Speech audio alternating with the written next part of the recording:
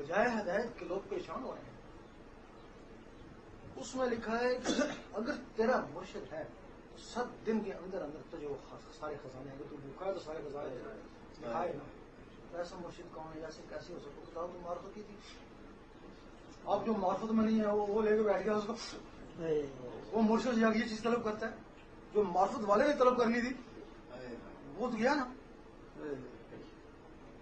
اس وقت انہوں نے کہا ٹھیک ہے، کسی کی سمجھ میں نہیں آتے، نہ آئے 1000 سال میں آئے، ہزاروں کی سمجھ میں نہ آئے. اگر 1000 سال کے بعد کسی ایک کی سمجھ میں آ گئی وہ ہزاروں کو سمجھا دے گا. وہ میری محنت جو ہے نا سلطان صاحب نے ایک جگہ لکھا کہ یہ جو مولوی ہیں یہ اللہ کے رستے میں ڈاکو ہیں. مولوی تبھی بلند سے ہوتے ہیں.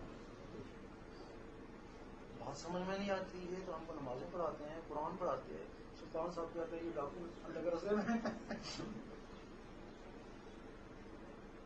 ہم یہی سمجھتے ہیں اللہ راستہ یہی ہے.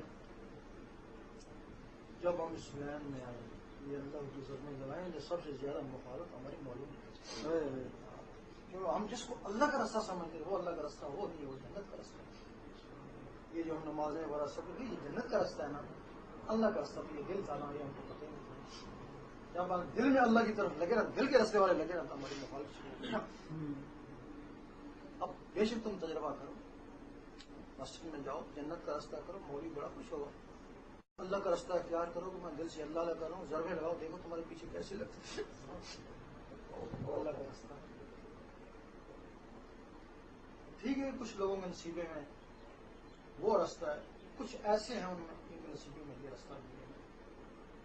پھر وہ کیا کہتے ہیں وہی لوگ اگر ہمارے نصیبے میں ہوگا ہم کو مل جائے گا. یہی کہتے ہیں نا تیرے نصیبے میں رزق تھا وہ بھی تو مل جاتا تو یاد پایا.